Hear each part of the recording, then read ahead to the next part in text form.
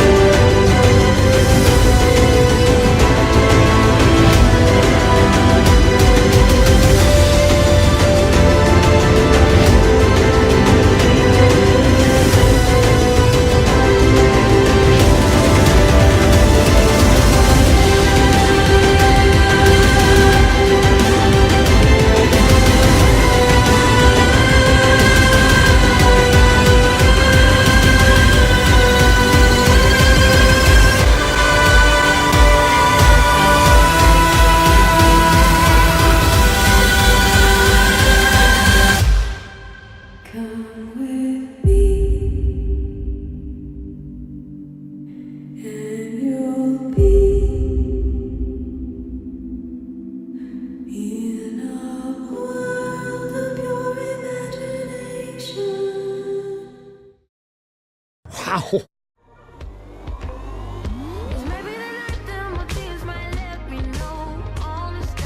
Every once in a while, a movie comes along that is so successful and makes such an impact that it becomes a movement.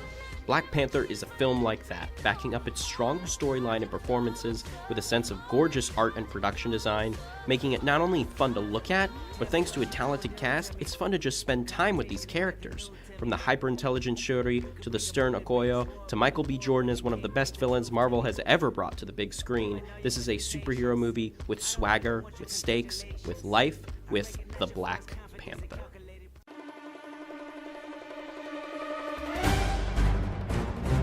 Almost 2 decades after he first leapt onto screens as Ethan Hunt, Tom Cruise has finally delivered a film that is almost 100% spectacle, with smart emotional examinations woven throughout. The entire film feels like a white-knuckle ride, refusing to let audiences catch their breath for even a moment. When there is a chance to breathe, it's balanced with intense emotional through lines that help give meaning to the action. Like Mad Max Fury Road a few years prior, Christopher McQuarrie and his team have taken the action heroes we love and examined them from a new angle. It may even be one of the best action films ever made, and saying that will likely provide no fallout. Hey guys, it's Kayla back with another video. It's hard to imagine someone as young as Elsie Fisher leading a film, let alone doing it as well as she has. Elsie manages to keep Kayla Day from devolving into an annoying, whining teenage mess by allowing her vulnerabilities to shine through. When the rest of the world gets on her nerves, we sympathize with her. Everyone has been in 8th grade before, and her performance helps to encapsulate as much of this singular, awkward experience as possible. She's afraid, she's emotional, but also wonderfully sweet, funny, and charming. As many have already said, you're going to fall in love with Elsie Fisher.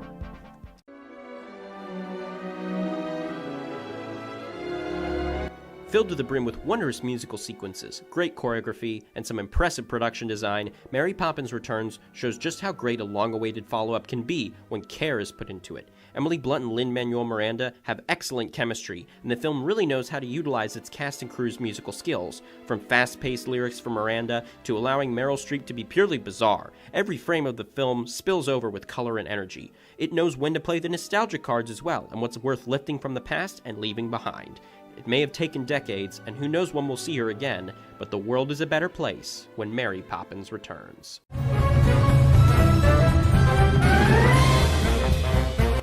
Thanks to a charming cast, a quick pace, and most importantly, a great sense of humor, Crazy Rich Asians proves there's still great work to be done in the romantic comedy genre. Constance Wu and Henry Golding have electric chemistry together, both providing entertaining performances even when they're apart. It's difficult to describe why some comedies work so well without just saying jokes are funny. Crazy Rich Asians does have plenty of those, and rarely do they come off as jokes. It's just a well-told story, wrapped in amusing dialogue and led by some truly wonderful performances. It's the cure for the common rom-com, and it just happens to be a bunch of crazy rich Asians. God bless white America. With a story as absurd as the one shown in BlacKkKlansman, it takes a talented actor to lead all the crazy. Someone who can manage not only the tonal balance within the story, but Ron Stallworth's internal battle as well. John David Washington is absolutely the man for the job. His comedic skills are sharp, allowing him to nail much of the humor without things ever coming off as too jovial. With the entire film hanging on his balance, it's remarkable the amount of restraint he shows. It would be so easy to turn a character like this into a stereotype or caricature, but Washington never lets his castmates down, and effectively holds the entire film up as a result.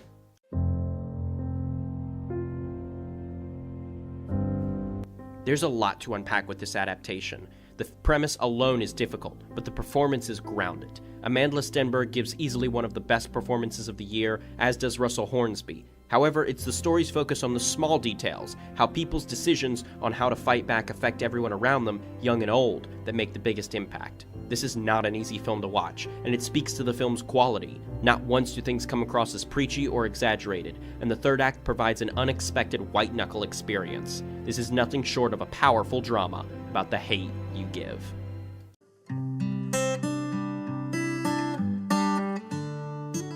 Bradley Cooper has given audiences the fourth version of this classic story, but punctuates his vision with a down-to-earth realism that gives the entire film the feeling that you're watching a behind-the-music-esque documentary. Thanks to great cinematography, every frame of this version feels hot, sweaty, and gritty, contrasting beautifully with the gorgeous music and the glamour of the celebrity lifestyle. It's given endless rewatchability thanks to Cooper and Stefani Joanne Angelina Germanotta's, aka Lady Gaga's, performances. This is a deeply emotional, gritty tale of how high someone can go and how far others can plummet in the world of celebrity when a star is born.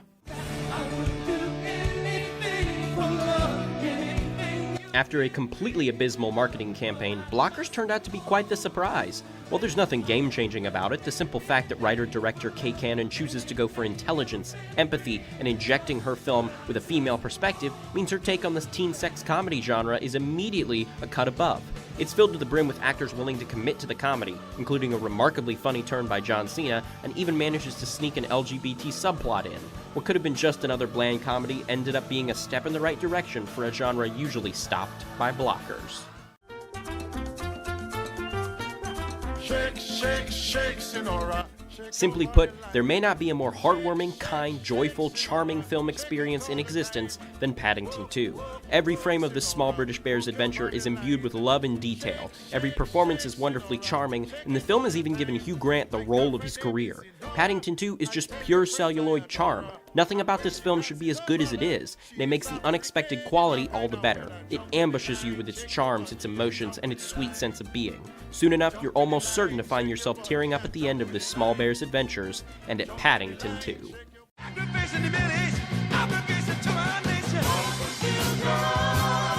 Truth is stranger than fiction, and now Jordan Peele and Spike Lee have confirmed this with BlacKkKlansman. A black cop working to infiltrate the local KKK branch seems like the stuff of fiction, but each scene is grounded thanks to Lee's experiential directorial work. Adam Driver and John David Washington have excellent chemistry, playing off one another seemingly effortlessly. A roller coaster of a film, the laughs, the yelps, and winces are all perfectly balanced, without ever taking away from the film's timely messages and themes. It's not a pretty story, but it's a necessary one that has birthed a necessary film, one that oozes authenticity and constantly alludes to current events to tell the story of a BlacKkKlansman. Looking back at the early Muppet properties, there's nothing about them that's specifically aimed at children. The original name for the Muppet Show was Sex and Violence, after all. So the idea of a puppet Muppet-style film that embraces the adult nature of the R-rated comedy already shows so much potential. And then it completely flops to the ground, wasting an ingenious premise on flat jokes, an equal parts boring and needlessly convoluted plot, and a lack of energy. This could have been the next great comedy hit. Instead, it's as lifeless and unfunny as a dirty sock. Somewhere along the line, somebody just should have killed the Happy Time Murders.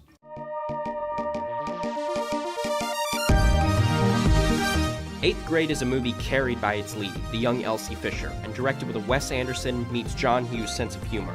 Despite the film's frequent, purposely awkward laughs, writer-director Bo Burnham plunges the depths to mine every moment of drama from the early teen experience. Some moments smartly emphasize the "oh, I know how you feel" style of humor, and others are so painfully serious with no sense of humor or joke.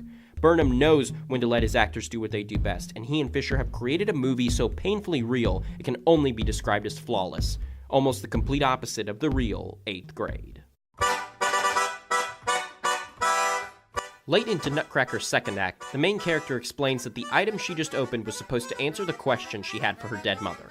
That question she had was so poorly explained it can't be remembered, or the writers forgot to write it in. That's a whole other kind of unignorable, blatantly lazy bad. That's Nutcracker in the Four Realms. Lazy, bland, poorly edited, with shoddy effects and laughably bad acting. The one bright spot is a third act twist that turns a previously drab performance by Keira Knightley into a bizarrely over-sexualized one. It's not good by any means, but it just adds layers of WTF the movie insists on building. You'll need at least 4 glasses of whiskey to get through these 4 realms. I gotta elevate. You gotta choose a side. You gotta choose a side. By grabbing sharp hold of the past 2 decades of superhero and animation tropes and throwing them out the window, Into the Spider-Verse has managed to create a celebration of the eccentricities of the genre and a love letter to the medium of animation. It's a fun and frequently hilarious movie. It's the literal definition of every frame of painting, but it's also more. It's a movie that knows its own limitations and works to combine everything together in such a perfect way as to not overshadow itself. This is a movie that is the complete package, literally. It's easy to see a version of 8th Grade or A Star is Born with other directors, other actors. But Spider-Verse wouldn't be the same without these visuals, this music, these writing, these actors, this creative team. Take any one part away and you've damaged the film. This is a careful and incredibly risky balancing act that ends up paying off spectacularly, making everyone want to go into the Spider-Verse. So amazing, keep appraising, save you from a home invasion, chasing robbers from the bank, you facing friendly neighborhoods.